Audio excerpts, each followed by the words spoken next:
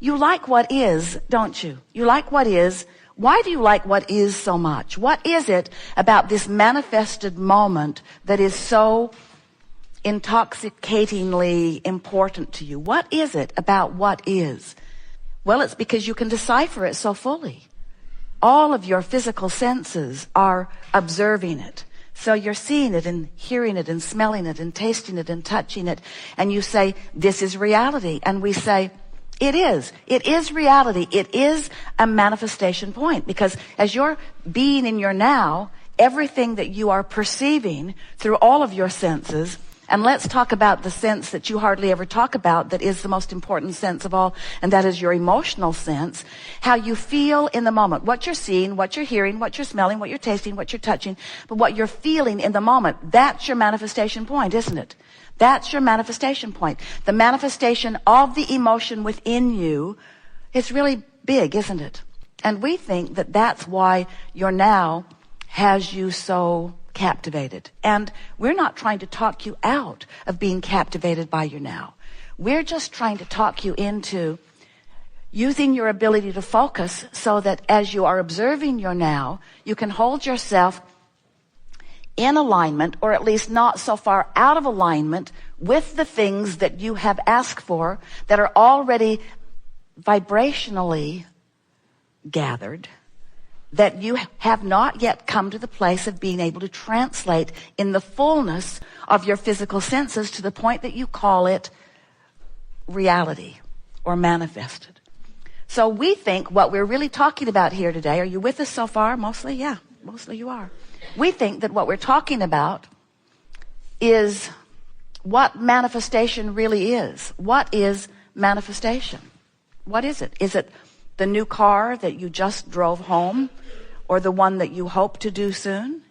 Is it the house on the beach? Is it the relationship that you've been yearning for? Is it the pile of money? Is it the empire you're trying to build? Is it the perfect business environment? What is a manifestation? And we notice that often when you think about manifestation, you're thinking about those things or those experiences, those pinnacle, peak kind of things, those life-changing things. Oh, I want to create, or I want to manifest this kind of lifestyle, or this kind of relationship, or this kind of work experience, or this kind of meaningful, life-fulfilling experience. And we say, good for you, good for you, good for you. But when we talk about manifestation, we're talking about right here, right now. What has manifested in your life, which means how do you feel about your money? How do you feel about your body? How do you feel about your relationships? How do you feel about your economy? How do you feel about your government? How do you feel about your world involvement? How do you feel about your ecology? How do you feel? How do you feel? How do you feel? What is your perception of life? What is your manifested right here, right now perception of life? And the big question is, does it include, or better said, are you allowing it to include who you really are and what you really know and what you really think and what you really feel about all of that? Because most humans, the beasts are an exception because they're tuned in, tapped in, turned on. They are, you call it instinctually, they are instinctually focused, which means broad view, always focusing through them. But humans, we love you very much. Humans, we love you very much. Humans have managed to focus yourselves apart from the fullness of who you are, so that in many of your manifested moments, you're not allowing all that you have become. And that is so interesting to us, because all day, every day, as you've been sifting through the variety of life, it has caused you to create a vibrational version of you, which is where we stand, which is always the precursor to your manifested version. But you know what's required for your manifested version of you? Only vibrational compliance, only emotional compliance. You only got to be in the mood for what you're asking for, and it must be. That's all it is. Your attitude, your mood must line up with what you want.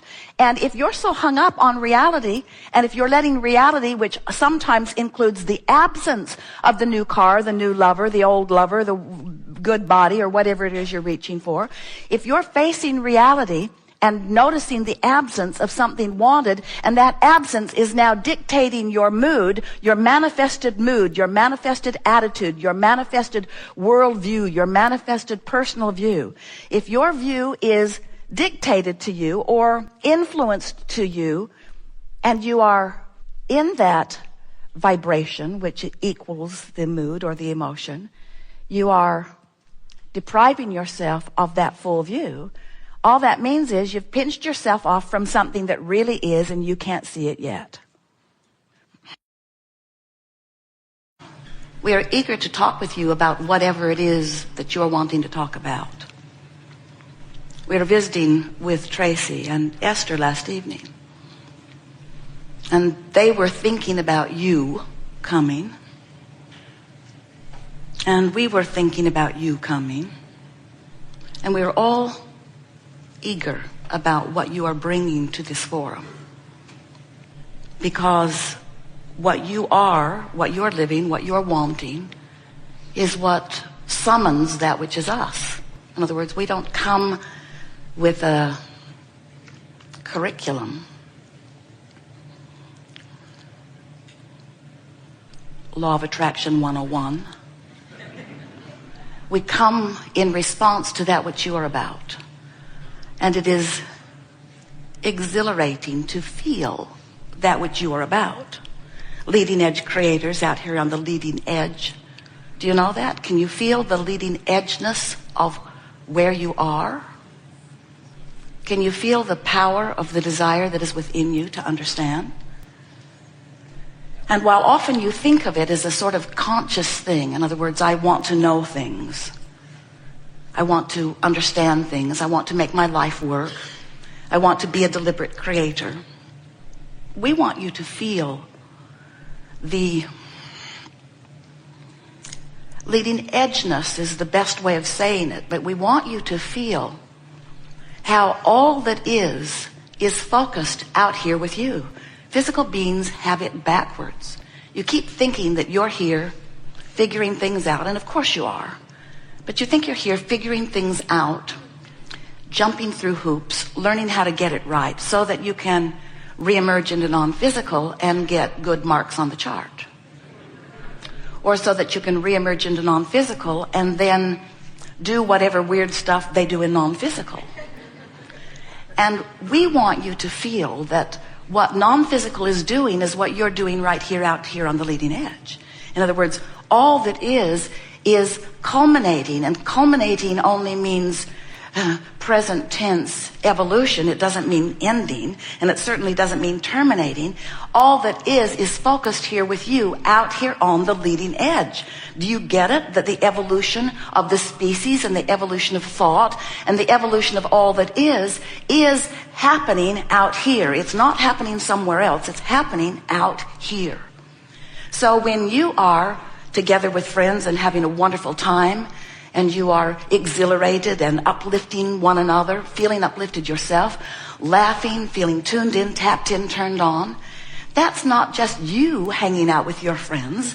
That's the all that is part of you. That's your inner being. That's the source within you, focused in that moment. That's why you are so funny. That's why your thoughts are flowing so well. That's why you feel such exhilaration. That's why life feels so good in that moment. That's why you love that one and that one and that one and that one so much. When you're tuned in, tapped in, turned on, that's when you are allowing all that you are to be present in this leading edge moment. And this is the thing that we most want you to hear. We want you to begin to understand that there is no separation between that which is non-physical, between that which is us and that which is you, other than the vibrational variance that you introduce as you are fussing and worrying about one thing and another. You're pretty good at that fussing and worrying part. And we certainly understand why. You came into this contrasting environment because you wanted to focus your desire into sharper focus. And when you focus your desire into sharper focus, source flows right with it. That's why desire feels so delicious. But when you doubt that which you are wanting, or when you get crossways of it in some way, Then you pinch yourself off from the fullness of it, and that's when you feel a diminished experience. Do you know that you are vibrational beings mostly? Do you know that you are vibrational beings, period? Do you know that everything around you is an interpretation or a translation of vibration? Everything. You see it because it vibrates, and you translate the vibration of it. You hear it because it vibrates. You smell it because it vibrates. All of your senses are translating vibration. Your emotions translate vibration. Your emotions give you an in-the-moment reading of your vibrational makeup. But in order to understand that, you have to understand that there are two vantage points from which you offer vibration. What you're thinking right now has you offering a vibration. But who you really are and what you really think right now is offering a vibration. Do you get what we mean when we say who you really are? You're looking around. I thought this was it. I know I'm not that one. I know I'm not that one. I know I'm not that one. This is me. This must be who I really am. We say it's part of who you really are, and it's an extension of who you really are. It's the leading edge extension of who you really are, but who you really are remains source energy focused. Do you get that? Hard to get, we know. Because you're so used to translating who you really are by looking around. Yep, this is me. You want to know who you are by what you see. We want you to know who you are by what you feel. We want you to know who you are by how you feel. When you are having a moment of appreciation, you're who you really are. When you're frisky, you're who you really are. In those moments of insight and clarity, you're who you really are. Meaning you are offering no vibration through your choice of thought right here, right now, that is hindering the full allowing of who you really are, the source energy within you. Some call it God. We refer to it as your inner being. This inner being part of you flowing to you and through you. So if there is anything that we want to accomplish as we are chewing together today, it is the awareness that all that is flowing here, right here. And you know, you feel it more than almost anyone on the planet, especially those who have been coming for a while, who have been listening to the recordings for a while. You get it. You can feel the fullness when we all get tuned in together, can't you? Esther has commented on many occasions that it is so much fun to feel Abraham out there on a new thought. She knows it's new. She knows she's never heard it before. She knows she's never understood it before. She knows it's never been this big before. She knows that it is happening in this moment as a leading edge, co-creating an experience with those like you who have gathered. And all of you are right there with it. Yahooing at the right moments, feeling exhilaration at the right moments.